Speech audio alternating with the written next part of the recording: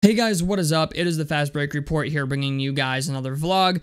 So, I want to talk about the Pacers' win against Miami. I also want to talk about tonight's game against Toronto, because I'm not going to get to see the Toronto game tonight. Toronto's sitting most of their starters. It seems like they're just fucking giving us the win, which is pretty cool. RJ Barrett's going to play, but Emmanuel Quickley's out. Scotty Barnes is out.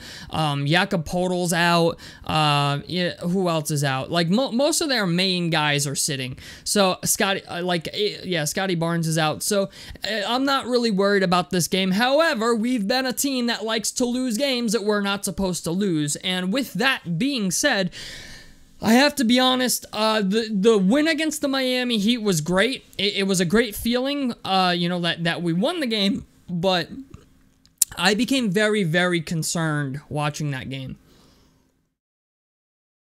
And the reason I became very, very concerned is because we were up by 21 going into halftime. I mean, like, we were beating the brakes off of the Miami Heat.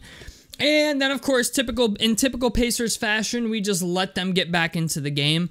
Jimmy Butler did his thing. Bam Adebayo is shooting threes. Okay? Like, I just want you to know, like, that's where we're at in the NBA at the moment. Bam Adebayo is experimenting with shooting threes.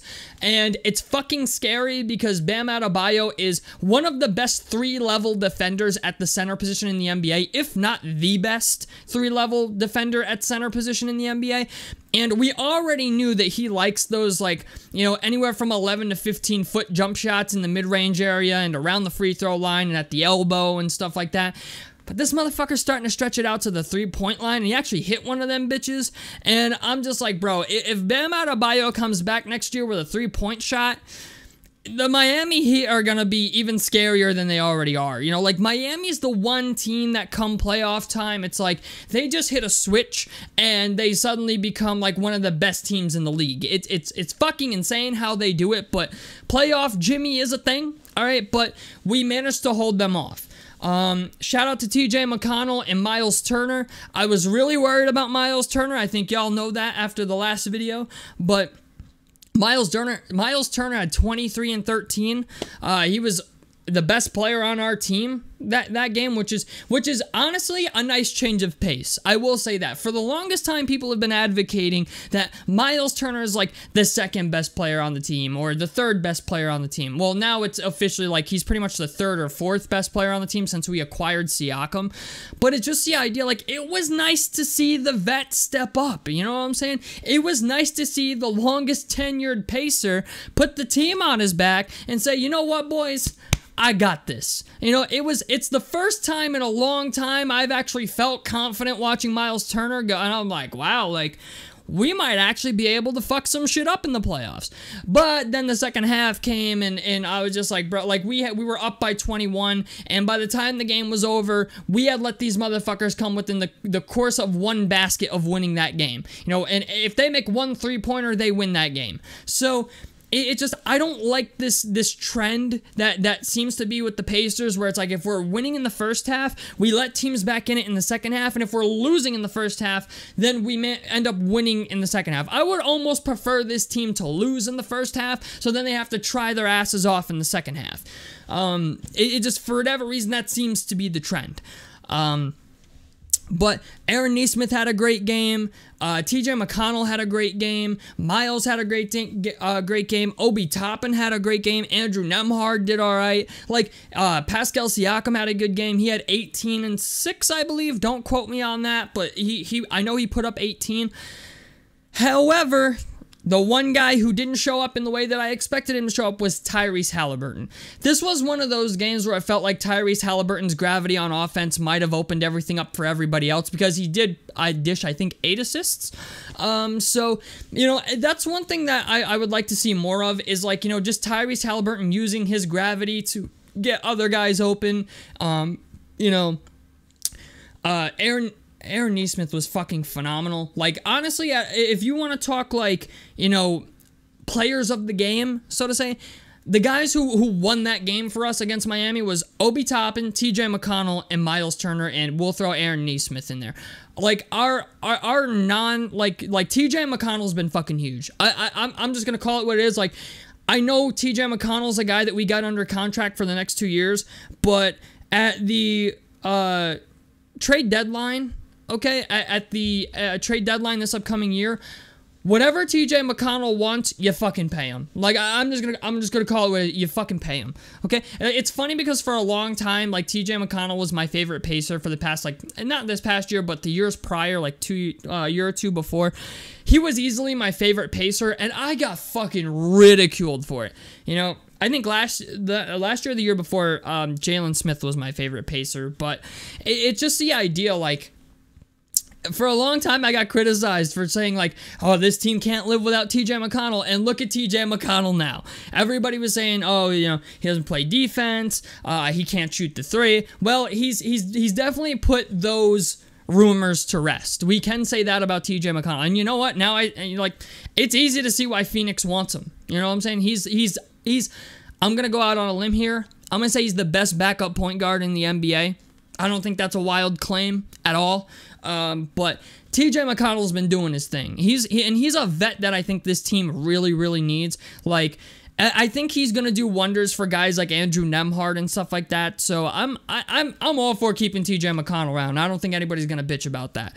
Obi Toppin has been phenomenal. Like, I'm just gonna call it what it is. Obi Toppin has been phenomenal. Really, in the past like 10 or 15 games, like Obi Toppin's been phenomenal. So, you know what, man? I feel like I'm forgetting somebody, too. I kind of want to look at the box score because there's somebody else that I feel like went off, and I'm just forgetting about it. We have Miles Turner, who did good. Who was the other guy? Obi Toppin, TJ McConnell, Andrew Nembhard. No, I covered everybody. Okay. You know, Jalen Smith shot 2 of 6. Tyrese Halliburton just 12 of 8, 3 of 10 from the field, 2 of 7 from 3 with 3 turnovers, man. You know what? Good thing everybody else on the team had it going, boys. Because Andrew, I'm just gonna call it what it is. Tyrese Halliburton played 32 minutes and did not have a good game. 30% from the field, 2 of 7 from 3, 3 turnovers. Granted, 12 and 8. I can live with 12 and 8. Like, Tyrese Halliburton can have nights like that when everybody's got it going, which is good. But out of your guy who's supposed to be all NBA, you know what I'm saying? Like, I want to see more. I need that 20 and 12, my guy. You know what I'm saying? I know you're capable of it. I need that 20 and 12. So, playoffs are definitely going to be very interesting. You know, tonight we got Toronto. I expect us to win. However, we have not played well against teams that are below 500. Okay, I think we've got 14 losses now, somebody said. It was in the Discord, but somebody said I think we got 14 losses now to teams below 500. We got to take care of business tonight against Toronto, okay? We got to do it. Got to take care of business tonight against Toronto. If we don't take care of business tonight against Toronto, you know, Born Ready Jones said it in his video, but I've been saying it for a while now. Like, if we don't take care of business against the Toronto Raptors tonight, all the rumors and all the assumptions people have about this team of us being an up and down team, they're solidified at that point, and I completely agree. Granted, I've been saying it for a fucking while now. Ever since we lost to the Nets with Noah Clowney going off, I was like, bro, like, you let Siakam let off 14 straight and you still fucking lose to the Nets. In the fourth quarter of all places, I was like, bro, like, that's who this team is. We play to the left. We let the better teams play to our level, but when we play the bad teams, we play to their level, and it just simply, it becomes a fucking shitstorm. So, I'm hoping we take care of business tonight. Grady Dick, I don't think, is playing due to a groin injury. 6'9". No, I'm kidding. Very nice. How much? So, yeah. You know what? Grady Dick's not playing. Scotty Barnes isn't playing. Emmanuel Quickley's not playing. RJ Barrett is playing, but Jakob Poeltl's not playing. They got a lot of motherfuckers sitting out tonight. They're playing for a draft pick, obviously.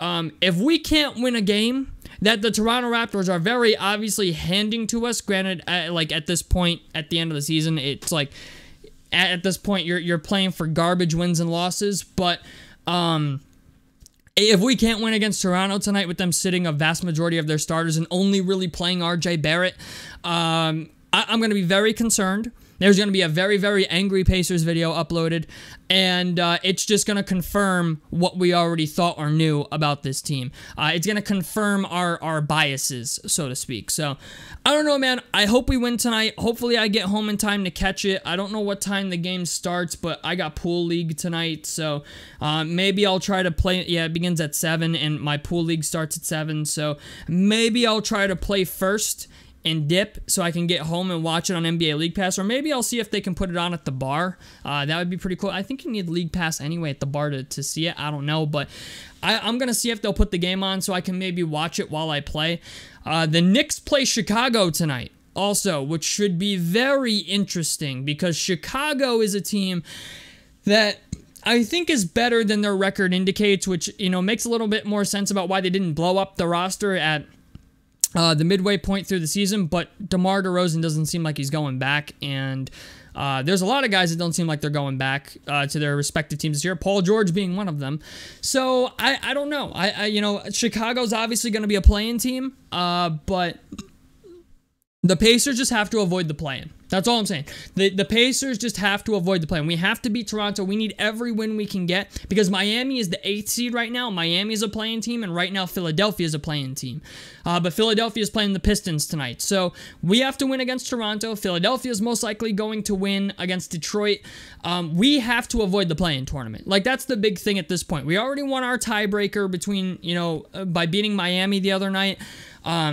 The thing is, at this point, we need to just avoid the play-in. Because if we make the play-in, okay, or we fall to the play-in, we're going to have to play, I think, Philadelphia and Chicago or Miami and Chicago, and we don't want to fucking do that, okay? Especially not Chicago, okay? Chicago's been kicking our ass all year. If I'm correct, Chicago has beaten us, I think, 4 out of the 5 times they've played us this year. So, yeah, Chicago's not a team that I want to see in the playoffs. It doesn't go well against Chicago. So, avoid that. Once we get in the playoffs, we should be good. To be fair, somebody in the Discord shared, I think it was Jacoby, that if we did playoff seeding based on teams that have winning records against 500 teams, if seeding was based on your win-loss record against 500 or better teams, the Pacers would be the number 2 seed in the East. So it's encouraging, but I feel like we're gonna get fucked. I don't know how, but I feel like we're gonna get fucked. I just don't know how it's gonna happen yet. But tell me what you guys think about this down below in the comment section below. Like helps me out. Subscribe if you guys want to see more on the Fast Break Report.